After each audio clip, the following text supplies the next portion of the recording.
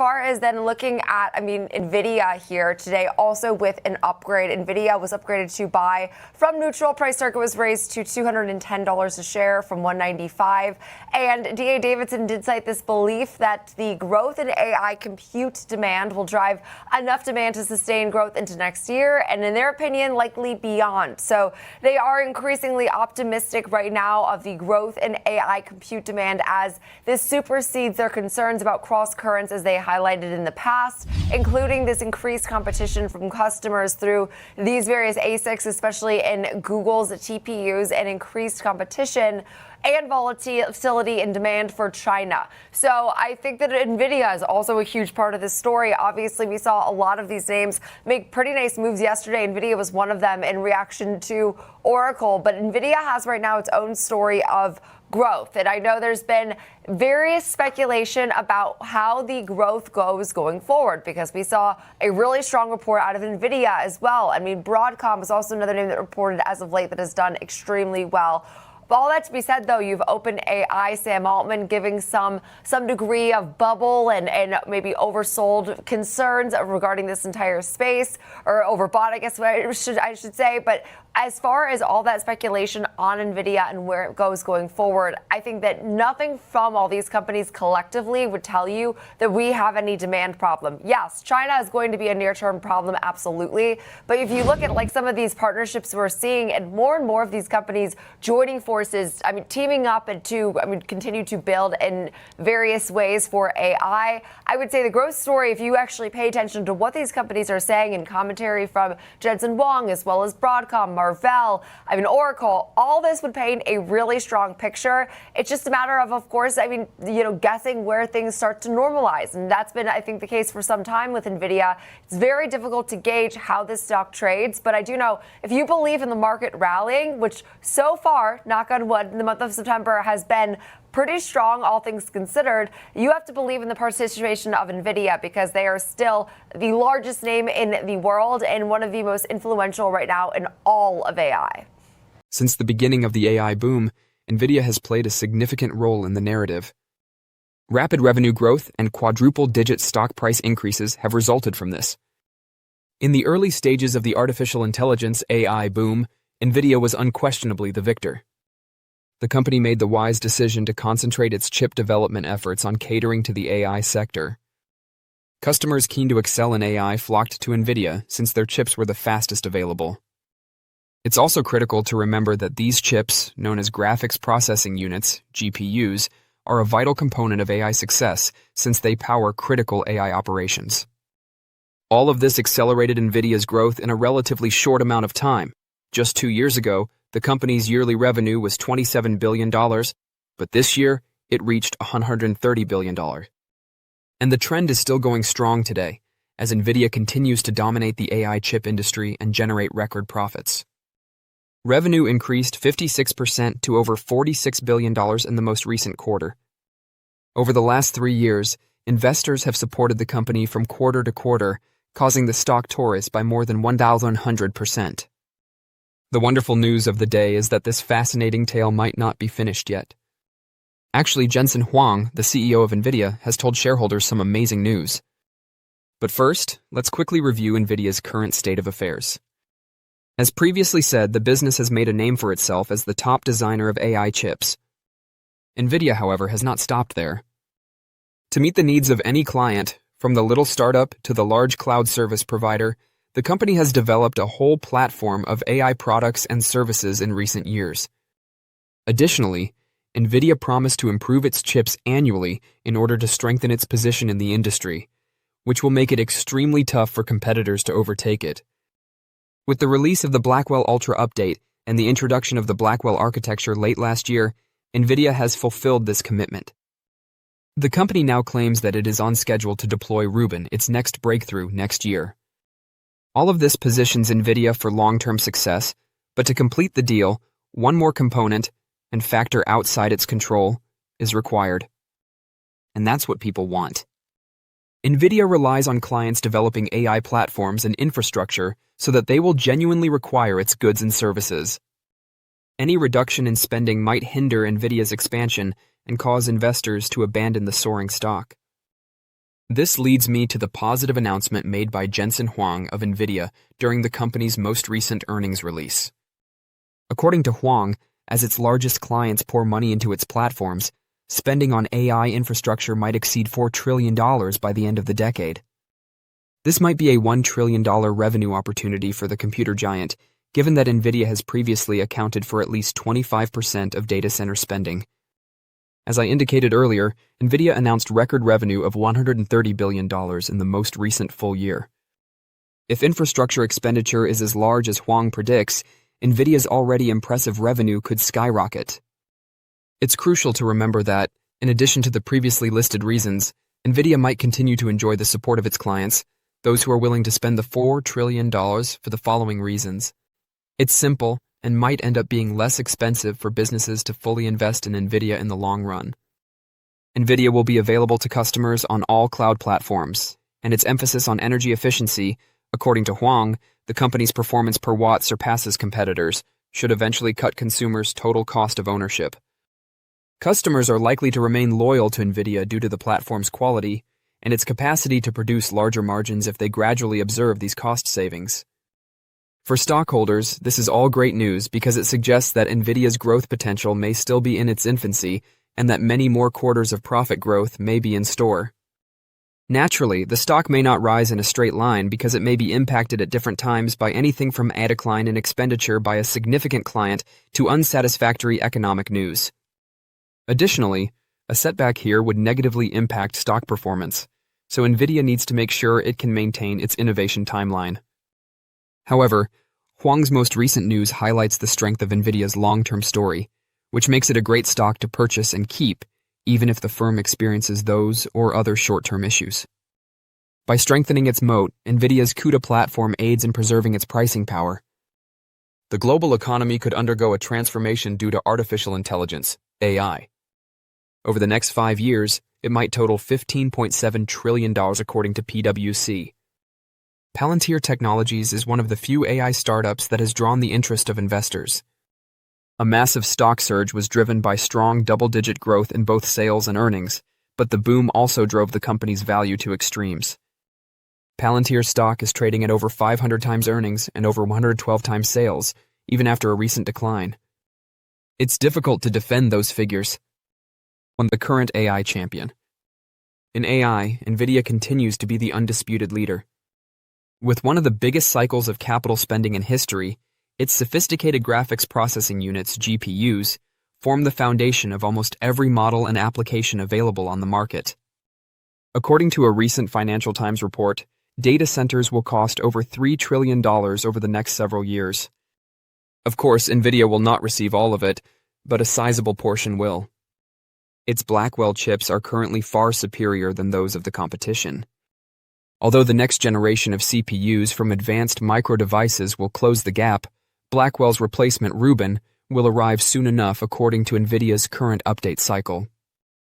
Because of its extraordinary success, the company has the financial and human resources necessary to continue to be at the forefront of its field. However, NVIDIA's hardware isn't its only advantage. The company's CUDA software platform serves as a kind of foundation for AI software, enabling GPUs to do jobs much beyond the graphics rendering for which they were designed. Because CUDA is so ingrained in AI engineering, organizations would have to completely redesign their software stacks and replace or retrain engineers in order to move away from NVIDIA's ecosystem. This would be an extremely expensive process. This moat's strength contributes to NVIDIA's ability to command high prices and keep enormous profit margins. Although NVIDIA's stock is far from cheap, its premium valuation is fair, and it's difficult to see a world where AI succeeds but NVIDIA fails. NVIDIA is a stable business with impressive cash flows and broad market shares that are priced more realistically. They seem like a long-term investment in AI stock. The ongoing AI expansion cycle propelled the server and storage component market to 44% year-over-year growth in the second quarter of 2025, according to a recent report released by Dell'Oro Group, the reliable source of market information about the telecommunications, security, networks, and data center industries. Record expansion across the AI infrastructure stack is supported by the rising demand for accelerators, HBM, and NICs. According to Baron Fung, Senior Research Director at Del Oro Group, NVIDIA's Blackwell Ultra GPUs, and bespoke accelerators from Google and Amazon led the data center IT component market this quarter. Higher sales of HBM memory, back-end NICs, and Grace ARM CPUs for AI applications were also bolstered by this expansion. Although their uses vary depending on the AI and cloud workload, custom accelerators are now available in quantities comparable to those of commercial GPUs.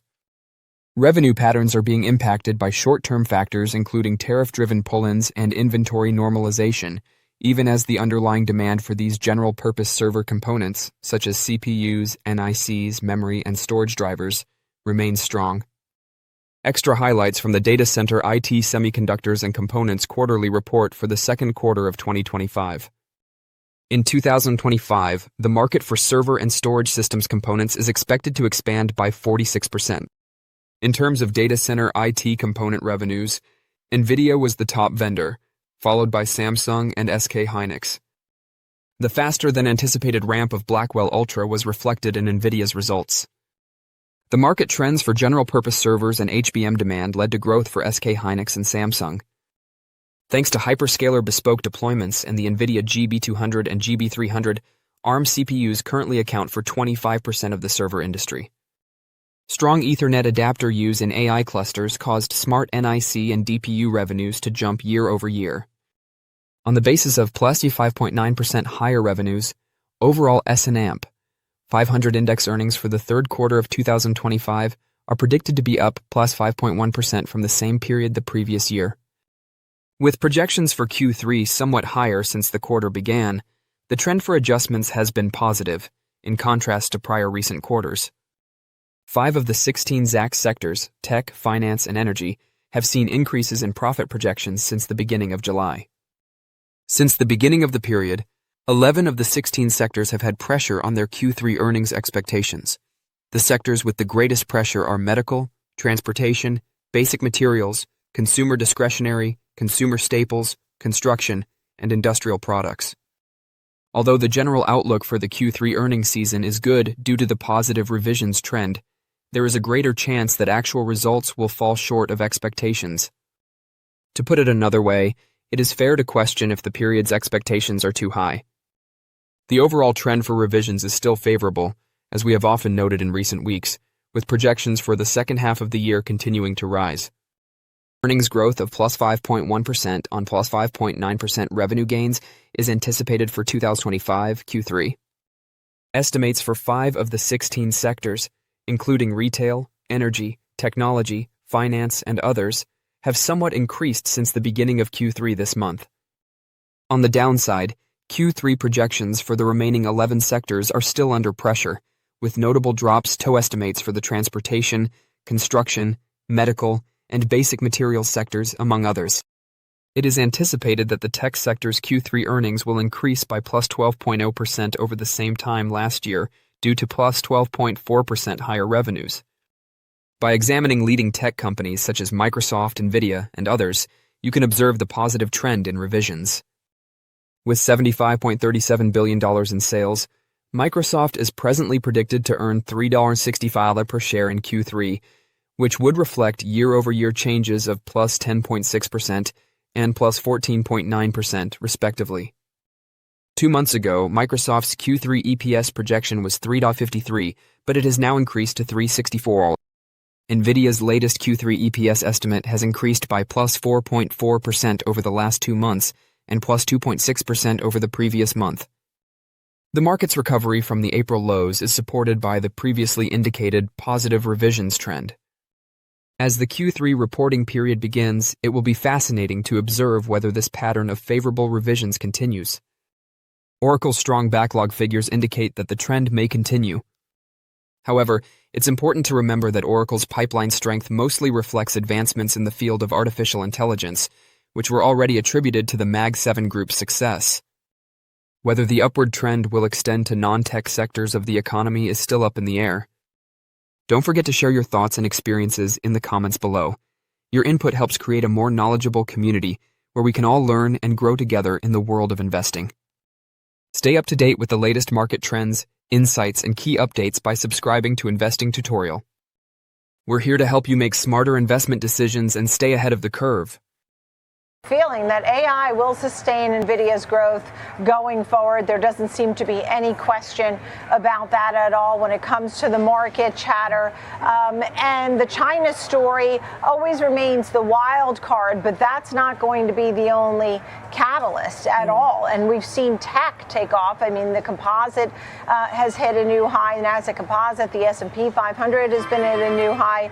As analysts are upgrading NVIDIA, I saw at least one at 210 today. I think you may have mentioned it, but from 195, obviously the belief is there.